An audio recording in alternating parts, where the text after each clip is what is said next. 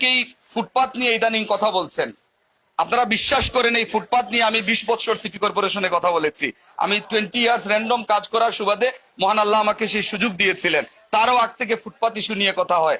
এখনো ফুটপাতে মুক্ত মানে হকার মুক্ত ফুটপাতের জন্য ব্যবসায়ীরা মানববন্ধন করেন, মিছিল করেন, বিভিন্ন সংগঠন মানববন্ধন করছেন। কেন? একটা ইস্যুকে সমাধান করার জন্য 25 বছর লাগবে কেন? এইটি সমাধান করতে 25 মিনিটের প্রয়োজন। সেটা কিভাবে প্রয়োজন? এগুলো এইভাবে হবে না তো। কারণ যারা মানববন্ধন করছেন, যাদের বিরুদ্ধে করছেন, তারা কোনো না কোনো ভাবে এখান থেকে সুবিধা নিচ্ছেন। আপনি আইন শৃঙ্খলা বাহিনী বলেন, আপনি মার্কেট মালিক সমিতি বলেন, আপনি রাজনৈতিক দলের নেতা বলেন, আপনি সামাজিক সংগঠনের নেতা বলেন, আপনি ছিচকে চুর বলেন, সন্ত্রাসী বলেন, প্রত্যেকেই কোনো না কোনো ভাবে এই হকারদের কাছ থেকে সুবিধা নিচ্ছে। তো প্রতিদিন যেখানে কাঁচা টাকা আসছে সেখানে আপনি মানববন্ধন করে আপনি এই প্রক্রিয়াকে বন্ধ করে দেবেন, এটি চিন্তা করাটাও তো বোকামি। আমি মনে করি মানুষের মধ্যে যতক্ষণ পর্যন্ত সচেতনতা তৈরি না হবে, মানুষের মধ্যে যতক্ষণ পর্যন্ত আরেকজন মানুষের অধিকার সম্পর্কে তার ভিতরে অ্যাওয়ারনেস তৈরি না হবে, এই ফুটপাতটি তৈরি করা হয়েছে হাঁটার জন্য, এই বিষয়টুকু কিন্তু আমাদের মধ্যে আসতে, এই বুটটুকু আমাদের মধ্যে আসতে হবে। আজকে যারা ফুটপাতে ব্যবসা করছেন তাদেরকে বুঝাতে হবে। আপনি খেয়াল করে দেখেন যে বিগত সময়গুলোতে সিটি কর্পোরেশন আমরা কি করেছি। আমরা আমাদের সৈন্য সামন্ত নিয়ে, পুলিশ নিয়ে, নির্বাহী ম্যাজিস্ট্রেট নিয়ে, আমরা সিটি কর্পোরেশনের কর্মকর্তা কর্মচারীদের নিয়ে আমরা বিভিন্ন পয়েন্টে অভিযান দিয়েছি।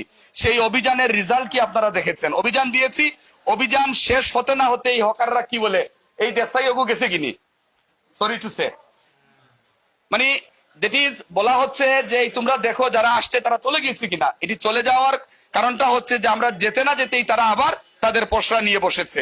এই বসে থাকার জন্য অথবা পুনরায় বসার জন্য কেউ না কেউ তাদেরকে ইন্ধন দিচ্ছে, কেউ না কেউ ব্যাকআপ দিচ্ছে, কেউ না কেউ তাদেরকে শেল্টার দিচ্ছে। সেটা আমি হতে পারি, সেটা আপনি হতে পারেন, সেটা মসজিদের ইমাম সাহেবও হতে পারেন। আমরা জানি না কে দিচ্ছে, কিন্তু ওই শেল্টার দাতা কারা তাদেরকে চিহ্নিত করে তাদের বিরুদ্ধে যতক্ষণ না আন্দোলন হবে, মানববন্ধন হবে, ততক্ষণ পর্যন্ত হকার সমস্যার সমাধান হবে না। এটি আরো 25 বছর এইভাবেই থাকবে। আমাদের পরবর্তী প্রজন্ম এসে বলবে যে আমরা ফুটপাত দখল মুক্ত চাই, ব্যবসায়ীরা বলবে আমরা কোটি টাকা ইনভেস্ট করে দোকান দিয়েছি, অর্ধেক দামে ফুটপাতে বসে বিক্রি করছে, নিম্নমানের জিনিস বিক্রি করছে, আমাদের রেপুটেশন নষ্ট হচ্ছে, আমরা পথে বসে যাচ্ছি। এটি সম্মিলিত প্রয়াস, এবং এই প্রয়াস ছাড়া এটি কখনো সমাধান করা সম্ভব হবে না। আমি দীর্ঘক্ষণ বক্তব্য দিয়েছি রমজান মাসে, আমার মনে হচ্ছিল যে এই কথাগুলা বলার আমার প্রয়োজন, এই জন্য বললাম। আপনারা সকলে ভালো থাকবেন। এই সেটি শুধু বাংলাদেশে এন্টারপ্রেনারই না, আমাদের বহির্বিশ্বে যারা আছেন তারাও কিন্তু বাংলাদেশে এখন বিনিয়োগ করছেন। এই বিনিয়োগের কিন্তু একটা ইতিবাচক দিক আছে। ইতিবাচক দিক হচ্ছে যে লিটন আজকে যে এক্সপ্লোর শোরুমটি ওপেনিং করলেন, এখানে কিন্তু 4 জন অথবা 5 জন কর্মচারীর কিন্তু একটা কর্মসংস্থানের ব্যবস্থা হলো। তার মানে হচ্ছে যে এই 5 জন কর্মচারীর একটা পরিবার আছে, এবং সেই পরিবারের অর্থ সংস্থান করার অথবা জীবিকা নির্বাহ করার একটা মাধ্যম হচ্ছে এই এক্সপ্লোর শোরুমটি। তাহলে এটি একটি মহৎ কাজ।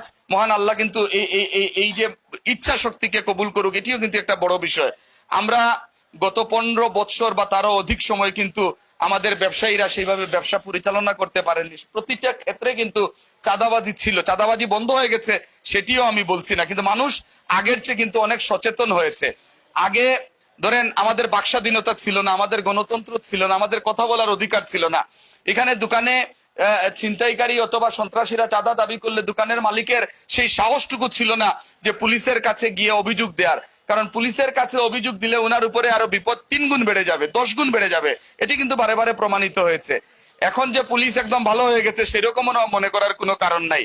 কারণ সেই ফ্যাসিস্ট সরকারের দূষররা কিন্তু এখনো বিভিন্ন জায়গায় রয়ে গেছে, যেটি আমরা গত 6-7 বছরে কিন্তু আমরা লক্ষ্য করছি। এখনো যে অনিয়ম হচ্ছে না এরকম না, এখনো যে চাঁদাবাজি হচ্ছে না এইরকম না, এখনো যে দ্রব্যমূল্যের ঊর্ধ্বগতি নাই এরকম বলার কোনো কারণ নাই। কিন্তু প্রত্যেকটা জিনিস একটা মোটামুটি সহনীয় পর্যায়ে আছে। এই সহনীয় পর্যায়ে থাকার পিছনে মূল কারণটি হচ্ছে মানুষের সৎ সাহসটুকু বেড়েছে।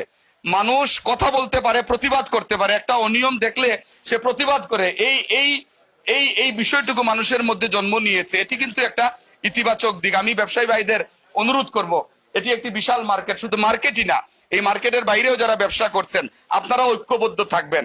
আপনারা হালাল ভাবে ব্যবসা করছেন, সৎভাবে ব্যবসা করছেন, পুঁজি খাটিয়ে ব্যবসা করছেন। এখানে চাঁদাবাজি হবে, অন্যায় হবে, আপনারা সহ্য করবেন, এটি তো হতে পারে না। আরেকটি বিষয় আমি ক্লিয়ারলি বলি,